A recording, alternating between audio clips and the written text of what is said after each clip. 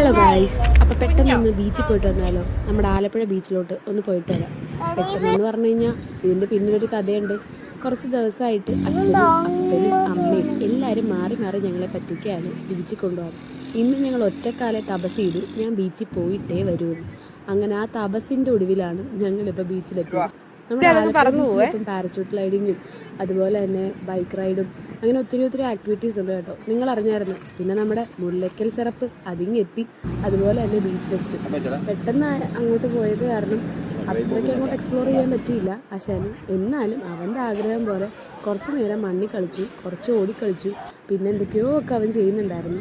ആ കൂട്ടത്തിൽ ഈ പാരച്യൂട്ട് ഗ്ലൈഡ് കണ്ടപ്പം അതിലൊന്ന് കയറണമെന്ന് ആഗ്രഹം. പിന്നെ വന്നതേ ഞാൻ നേരത്തെ പറഞ്ഞ പോലെ ഈ മണ്ണിൽ കളിക്കൽ ഉദ്ദേശത്തിലാണ്. അതിന് വേണ്ടിയിട്ട് പ്രത്യേകം ടോയ്സൊക്കെ ആയിട്ടാണ് ഞങ്ങൾ വന്നത്. പിന്നെ ആ സമയത്ത് ഒരു ജെറ്റ് നമ്മുടെ പണ്ടത്തെ ഒരു നൊസ്റ്റാൾജിയ അത് അവനെ കാണിച്ചു കൊടുത്തപ്പോഴത്തേക്ക് അവനെക്കാട്ടിലും എക്സൈറ്റ്മെൻ്റ് ആയിരുന്നു എനിക്ക്.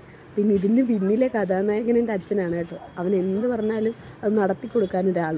അവനിപ്പം എവിടെ പോകണം എന്ന് പറഞ്ഞാലും അല്ലെങ്കിൽ എന്ത് വേണമെന്ന് പറഞ്ഞാലും അത് അപ്പം സാധിച്ചു കൊടുത്ത് അച്ഛൻ തന്നെയാണ് അവനെ വഷളാക്കുന്നത് എന്ന് വേണമെങ്കിൽ പറയാം. പിന്നെ അങ്ങനെ ഒരാൾ ചെയ്തു കൊടുക്കാനുള്ളപ്പം നമുക്കത് കാണുന്നത് ഭയങ്കര സന്തോഷമാണല്ലോ. കാരണം പണ്ട് എൻ്റെ ആഗ്രഹങ്ങളെല്ലാം സാധിച്ച എൻ്റെ അച്ഛൻ ഇപ്പം അവൻ്റെ ആഗ്രഹങ്ങൾ സാധിക്കാനായിട്ട് ഓടുന്നു. പിന്നെ അത് കഴിഞ്ഞ് ഞങ്ങൾ ബലൂൺ വേണം എന്നുള്ളൊരു വാശി പിടിച്ച് അവസാനം ഒരു ലൈറ്റ് കത്തുന്ന ബലൂണും ഒരു ടെഡി ബിയറും മേടിച്ച് ഞങ്ങൾ അവിടെ നിന്ന് ഇറങ്ങി.